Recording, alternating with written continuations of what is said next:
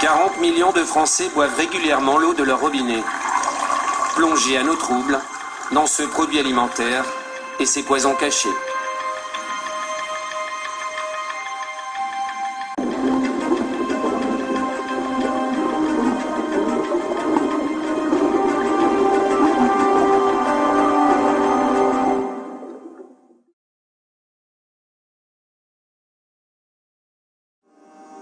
En Haute-Vienne, nous allons découvrir que les autorités sanitaires n'ignorent pas la présence du radon à la sortie du robinet. Jean Jaouen, ingénieur sanitaire à la DAS, va d'abord se montrer rassurant. Il présente une des analyses que ses services ont réalisées à Saint-Sylvestre. L'eau est potable ? L'eau est potable et répond aux normes et aux exigences de qualité. Pourtant, en regardant de près ce document, l'eau du robinet contient de l'uranium, du radium et du polonium. Leur radioactivité dépasse la limite de 0,1 millisieverts imposée par les autorités européennes. Ah, c'est quand même supérieur alors à la norme ? Oui, c'est supérieur, mais c'est compris entre 0,1 et 0,3 millisieverts. Et selon l'interprétation de l'autorité de sûreté nucléaire, l'eau peut être distribuée en état s'agissant d'une petite installation. On n'est pas vraiment tous égaux alors ?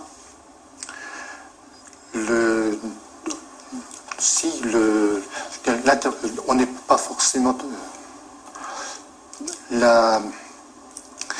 Non, les valeurs telles qu'elles sont examinées actuellement le sont faites. Je dirais que l'interprétation reste la même pour tout le monde en France au regard des valeurs qui sont obtenues. Un jargon administratif pour justifier une radioactivité dans l'eau potable supérieure à la norme édictée par l'Europe. Pas de traces de radon sur cette analyse. Pourtant, la DAS a réalisé à Saint-Sylvestre des mesures et trouvé les mêmes teneurs que la CRIRAD. Des mesures jusque-là restées confidentielles. Parce que vous, ce sont des teneurs qui vous ont inquiété quand vous les avez découvertes. Oui, c'est-à-dire qu'il est évident que lorsqu'on a trouvé ces valeurs, on s'est interrogé sur leur impact et on les a transmis à l'autorité de sûreté nucléaire et dans un deuxième temps à l'Organisation mondiale de la santé. C'était il y a combien de temps que vous avez envoyé ces ça fera bientôt 1 an pour l'autorité de sûreté nucléaire et 4-5 mois pour l'Organisation mondiale de la santé. Ah oui, donc ils ont eu le temps de vous répondre. D'accord. Jean Jaouen attend toujours sa réponse. Est-ce qu'il y a d'autres communes qui ont des teneurs en radon élevés ? Oui, il y a quelques autres communes. Et c'est possible de nous dire lesquelles ? De mémoire, comme ça je ne les sais pas. Non. Ou éventuellement de nous montrer une liste des communes que vous avez analysées ? Oui. Ouais, c'est possible ? Oui. Très bien. Ouais. Vous pouvez nous montrer ? Oui. 100 communes ont été analysées.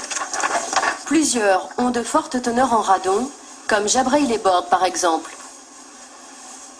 Et donc ça veut dire que les habitants par exemple, de ce village-là ne savent pas en fait qu'ils ont quand même une eau avec des teneurs en radon importantes.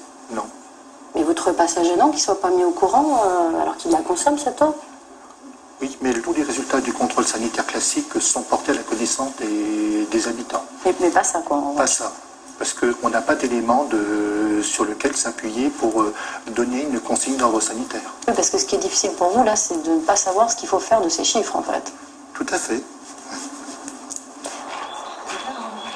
Avec le directeur du laboratoire de la CRIRAD, nous sommes allés à la rencontre de cette commune qui présente des taux très élevés en radon.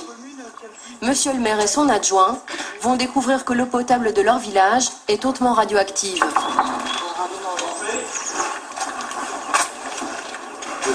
Alors, ce que je voulais simplement vous montrer, ce sont des analyses qu'on a récupérées en fait à la DAS de Haute-Vienne, qui concernent en fait le radon. Ce sont les autres communes ici. D'accord, donc on fait partie des communes enfoncées, si je comprends bien. Oui, effectivement, on fait partie des communes où il y a un taux de radon très important. D'accord. Et on doit s'inquiéter de ce chiffre? Est-ce que vous déjà vous avez été informé de ces chiffres? Absolument pas, du tout. Non, nous on a des analyses de radioactivité qui sont faites une fois tous les 4 ans par captage en fait. Mais non, on n'a jamais eu d'analyse de radon, en tout cas qui nous ont été communiquées, et on n'est absolument pas au courant de ces résultats. Voilà. Et comment ça se fait qu'ils fassent des analyses dans votre commune et qu'ils ne vous informent pas alors que vous êtes les élus de cette commune? Bah écoutez, c'est pas à nous qu'il faut poser cette question, je pense que c'est plutôt à eux, effectivement. Moi je trouve ça un petit peu curieux, mais c'est vrai que c'est curieux. L'eau atteint parfois 1300 becquerels. Pour la Commission européenne, il ne faudrait plus boire l'eau du robinet au-delà de 1000 becquerels.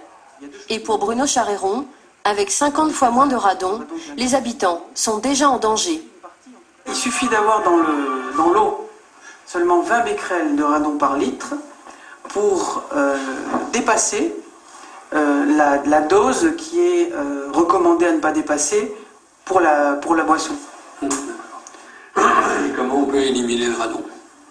Donc pour éliminer le radon, il y a le fait de faire circuler de l'air, de brasser cette eau avec de l'air extérieur qui est peu chargé en radon, pour forcer l'eau à dégazer son radon. Et puis il y a des systèmes de filtration, par exemple à charbon actif.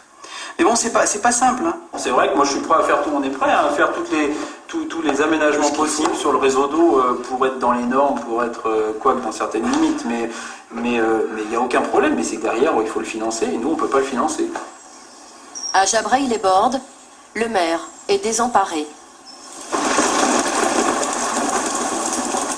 À Saint-Sylvestre, un habitant a reçu 10 jours plus tôt les analyses de la CRIRAD. Depuis, Vincent Defaille et sa famille ne boivent plus que de l'eau en bouteille. Alors ça, c'est tout votre stock d'eau? Une petite partie, puisqu'on va faire les courses samedi, donc on en rachètera d'autres. Mais bon, c'est le stock d'eau en priorité pour les enfants. L'eau de la cantine aussi, elle a du radon, donc sur le coup, on a donné des petites bouteilles d'eau à nos enfants, ce qui n'était pas facile pour la cantinière, pour tout le monde, et puis même pour les enfants eux-mêmes, puisque pourquoi nous, on ne boit pas de l'eau, elle n'est pas bonne, l'eau, plein de questions. C'est les seuls enfants qui avaient ces petites bouteilles Oui, et puis là, en fait, on continue, mais on se rend compte que, voilà, celle du milieu nous a dit, non, moi ça m'énerve de boire de l'eau en bouteille, donc je fais comme les autres. Tous les soirs, Vincent fait l'inspection des cartables de Léonie, 5 ans, et Edgar, 7 ans. Lorsqu'il découvre des bouteilles presque pleines, ce père de famille ne peut s'empêcher d'angoisser.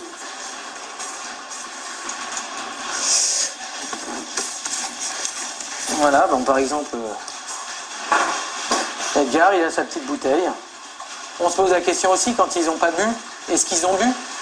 Donc, et c'est encore pire s'ils boivent pas que si... Enfin bon, c'est horrible. Et après, voilà, donc on préfère, il y a des moments où je me dis, buvez quand même de l'eau, mais si vous pensez à votre bouteille d'eau, buvez de l'eau voilà, moi je suis un habitant que c'est pas vraiment quoi faire, quoi. Combien d'habitants de la Haute-Vienne boivent une eau chargée en radon? D'après les documents que nous nous sommes procurés, au moins 16 communes délivrent une eau du robinet très radioactive. Pour les autres départements, aucune analyse officielle n'est disponible. Le laboratoire de la CRIRAD poursuit ses recherches. Il s'intéresse à présent à l'Ardèche, le Puy-de-Dôme et la Loire.